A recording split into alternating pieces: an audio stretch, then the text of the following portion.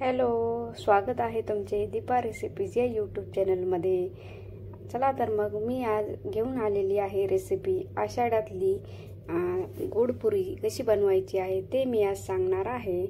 चला तर मग आता आषाढ महिनाही संपत आलेला आहे, 8 ते 9 दिवस राहिलेला आहे।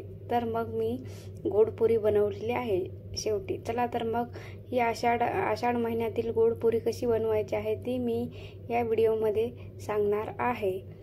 चला, आवडल्यास नक्की लाईक, शेअर आणि सबस्क्राईब करायला विसरू नका। चला तर मग आता मी तुम्हाला रेसिपी सांगत आहे। चला, आपल्याला यामध्ये गूळ आणि दूध लागणार आहे। तुम्ही पाणीही घेऊ शकतात। 1 कप मी गूळ घेतलेला आहे आणि अर्धा कप दूध घेतलेले आहे। आपल्याला दूध जसे लागेल तसे तुम्ही पुन्हा वरतून घालू शकता।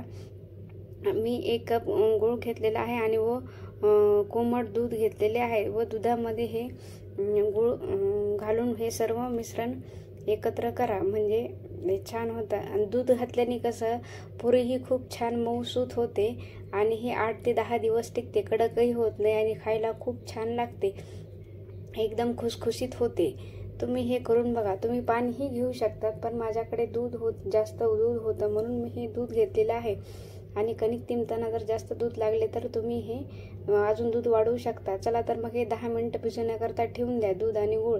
आणि 2 वाट्या कणिक घ्या आणि मी 2 वाट्या कणिक घेतलेल्या आहे व त्यामध्ये थोडेसे मीठ घाला व कडकडीत गरम तेल घाला। तेल घातल्यामुळे आपली पुरी एकदम खुसखुशीत होते।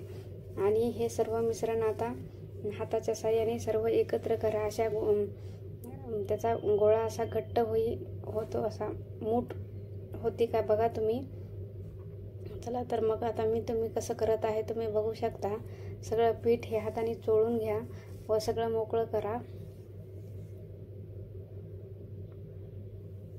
मी सगळ्या गुठळ्या फोडत आहे। चला तर मग आता आपलं हे गूळ आणि दुधाचं मिश्रण हे छान असं एकजीव झालेलं आहे।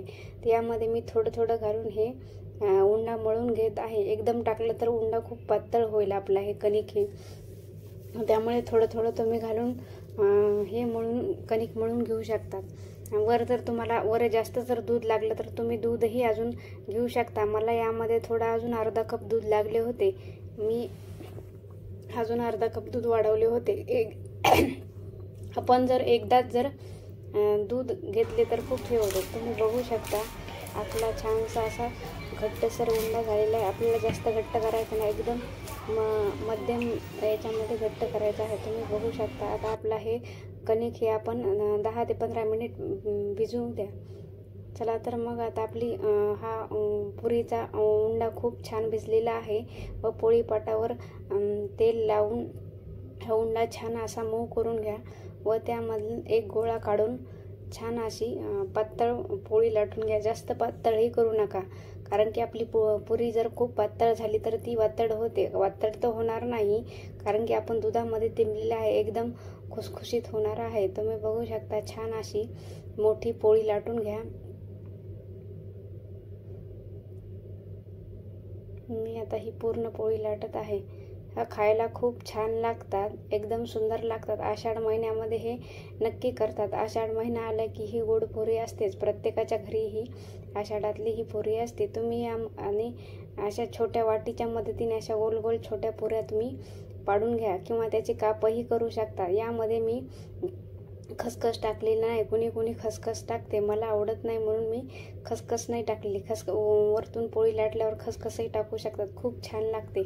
चला तर मग आता गॅसवर मी तेल गरम करायला ठेवले आहे। तेल कडकडीत तापले का नाही हे बघण्यासाठी मी थोडासा कणकीमधला एक तुकडा टाकला आहे। बघू शकता तुम्ही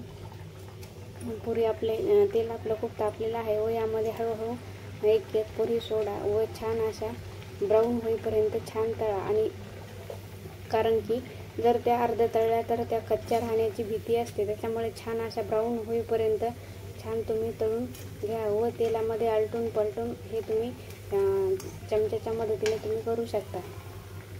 तुम्ही बघू शकता आपल्या पुरी ही किती छान टम्म फुगलेली आहे एकदम। मी हे आलटून पलटून करत आहे, कारण की म्हणजे दोन्ही साईडनं आपल्याला ही पुरी भाजून घ्यायची आहे छान। लहान मुलं तर हे खूप छान आवडीने खाऊ शकतात आणि आषाढ महिन्यामध्ये हे करतातच, गोड पुरी करतात आषाढ महिन्यातील। तुम्ही बघू शकता किती टम्म फुगलेल्या आहेत आपल्या पुऱ्या. चला तर मग आता आपल्या पुऱ्या तळलेल्या आहेत, आपण ह्या काढून घेऊयात. तुम्ही बघू शकता किती छान तळलेल्या आहेत व कलरही सुंदर आलेला आहे. बघू शकता आपली आषाढ महिन्यातील गोड पुरी तयार झालेली आहे. आवडल्यास नक्की लाईक, शेअर आणि सबस्क्राईब करायला विसरू नका. जर तुम्हाला अजून व्हिडिओ बघायचे असेल तर माझ्या डिस्क्रिप्शन बॉक्समध्ये मी व्हिडिओ लिंक दिलेली आहे व आषाढ महिन्यातील तिखट पुरी कशी बनवायची आहे याचाही मी व्हिडिओ लवकरच अपलोड करणार आहे. तुम्ही बघू शकता ही आषाढ महिन्यातील गोड पुरी किती सोपी आणि एकदम झटपट होते आणि जास्तही वेळही लागत नाही आणि खूप कमी सामानात होते. गूळ आणि दूध आणि कणिक लागते, बाकी काहीही लागत नाही. तुम्ही बघू शकता खूप छान झालेली आहे, एकदम खुसखुशीत झालेली आहे.